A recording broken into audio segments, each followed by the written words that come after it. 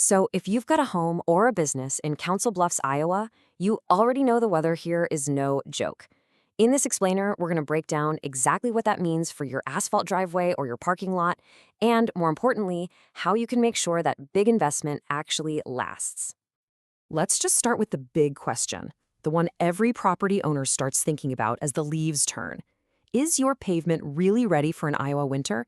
Because around here, winter isn't just about the cold. It's a full-on assault on any paved surface you own. Get this, 28 inches.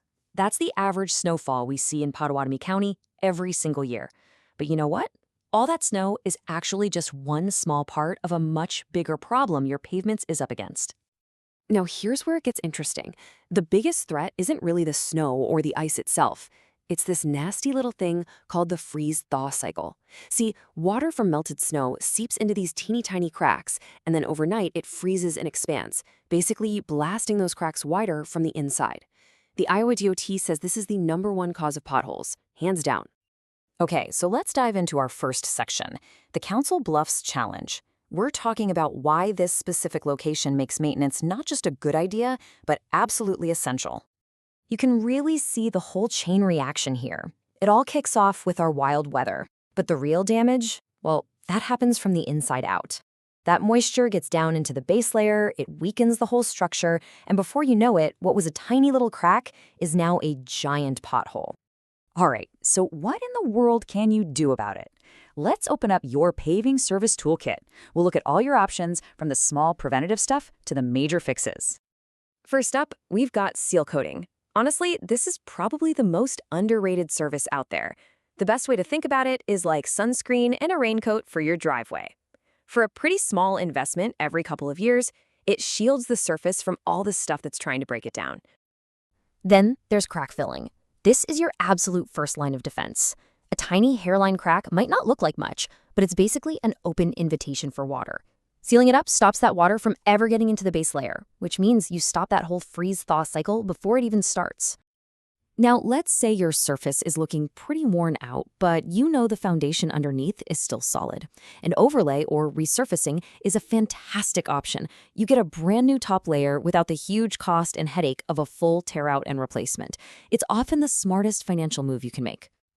And this kind of clarifies the two main paths you can take. A new installation is just what it sounds like. You're starting totally from scratch, building a new surface from the ground up. Repair and patching, on the other hand, is all about making those strategic fixes to squeeze several more years of life out of the pavement you've already got.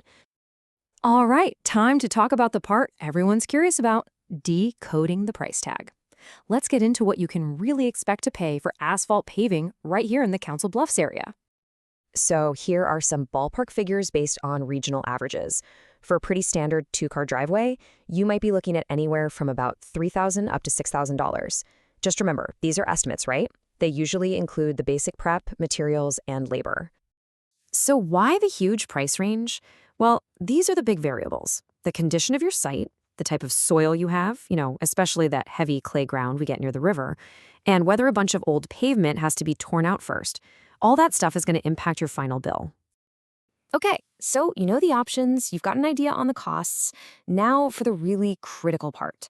Let's talk about how to choose a pro and how to vet a contractor so you can protect your investment. This right here is the golden rule.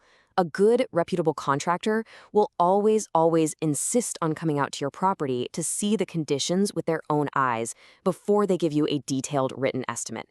Getting a price over the phone, that's a major red flag. So here's your checklist. You want a contractor who has deep local experience, someone who gets the soil and weather here.